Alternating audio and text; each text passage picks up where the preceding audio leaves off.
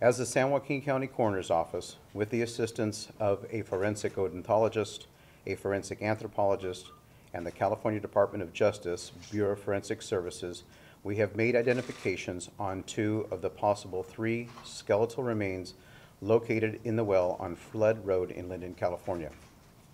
The remains for 19-year-old Kimberly Billy were identified through examinations by the forensic odontologist, forensic anthropologist, and DNA testing by the Department of Justice lab utilizing nuclear DNA.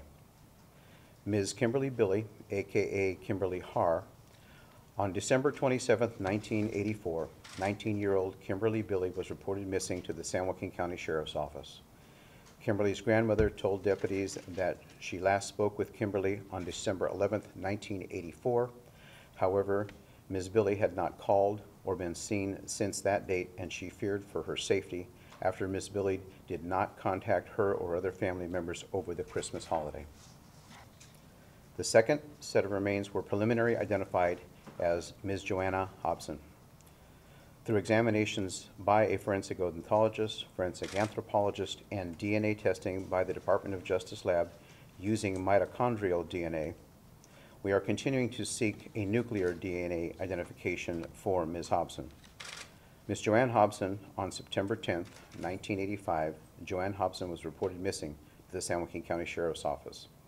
Joann's mother told the responding deputies that Ms. Hobson, 16 years old at that time, had last been seen on August 29th at approximately 12 days prior to the reporting. Ms. Hobson's mother said that prior to contacting deputies, she had checked with relatives, acquaintances, and Hobson's friends throughout the East Stockton neighborhood where they resided for sightings of her daughter, to no avail. Efforts are continuing to identify the additional skeletal remains recovered from the Linden well of a possible 3rd person who may have fallen victim to Wesley Shermantine and Lauren Herzog. All involved parties are working towards one common goal, and that is to bring missing loved ones home to their families.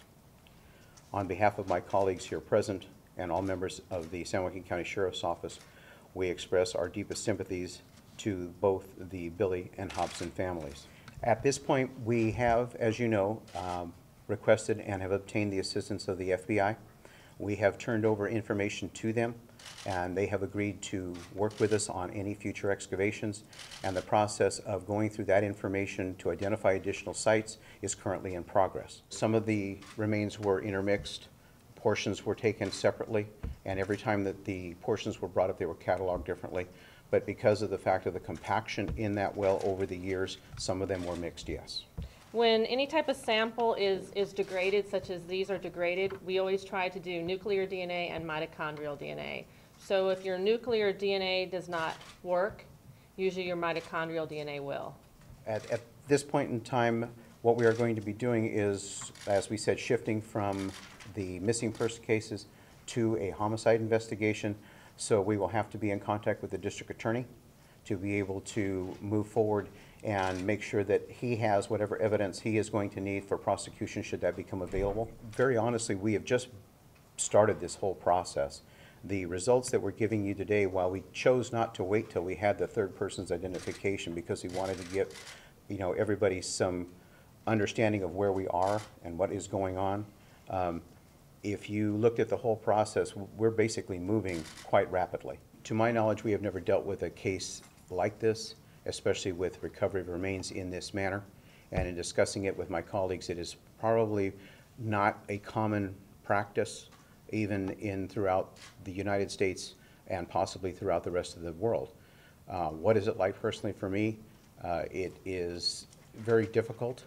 We want to make sure that we do the right things. We want to make sure that we appropriately handle things and doing everything else with the full knowledge that we're being looked at and scrutinized, with the full knowledge of the families who want closure, who want to be able to know whether or not these persons that were previously identified could be or are their loved ones. And so it's something that we are taking extremely seriously.